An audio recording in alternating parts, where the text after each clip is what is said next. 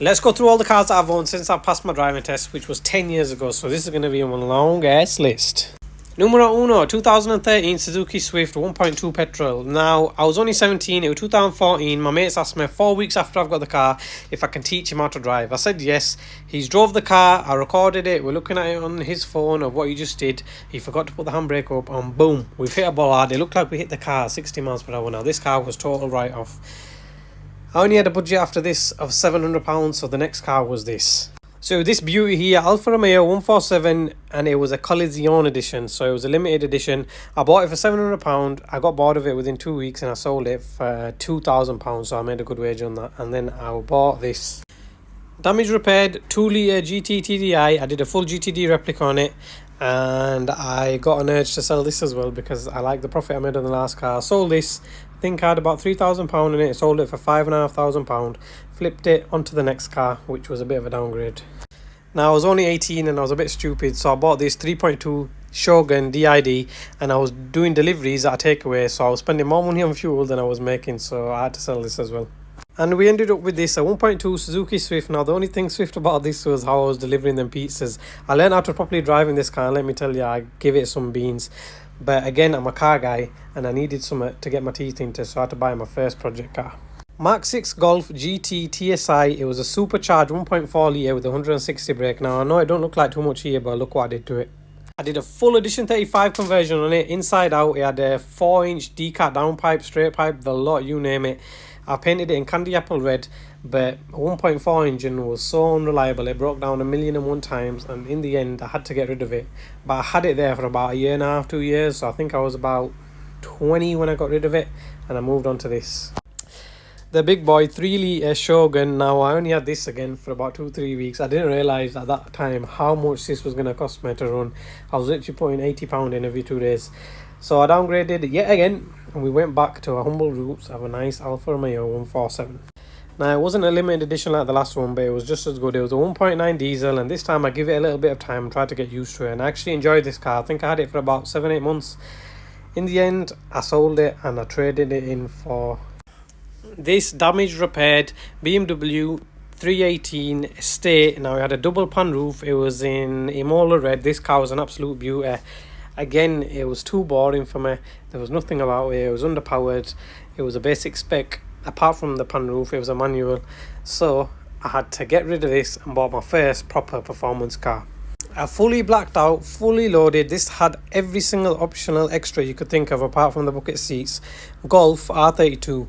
Now I owned this car for about 2 years, so it was the longest running car I've owned, I think, to date. I don't think I've owned a car as long as I did this. And I got an amazing deal with this car because I part X'd it with this, with some money their way, obviously.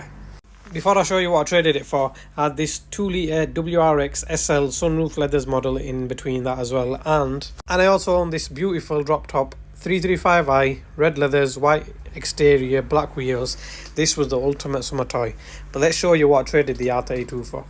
Now this beast here, 2011 C63 AMG. Now, I bought this car damaged and I sold it damaged because I would have spent about £5,000 repairing it, and even though I didn't repair it, I made the same profit I would have if I repaired it, so it was a no-brainer. Now, C63 at around 21, 22, you're probably thinking the only way is up after that, but unfortunately not.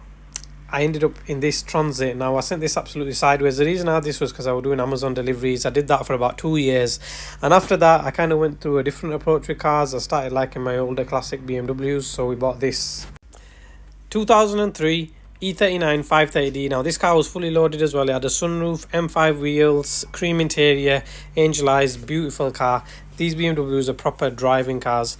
Now I swapped this for another old BMW, which was a bit of a barge when I bought it, but that was another big project of mine. And it was this. Now you're probably thinking, V8 Gov, that looks familiar. Yep, that's where I got my username from. This car hit it big on social media, and it's what got me on my following on Instagram.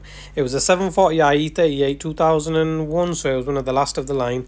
It was absolutely mint by the time I finished with it. It went under a full restoration. I straight piped it, the lot, and I ended up going on a next level spiral after this because I bought about 4 of the E38s because of this car.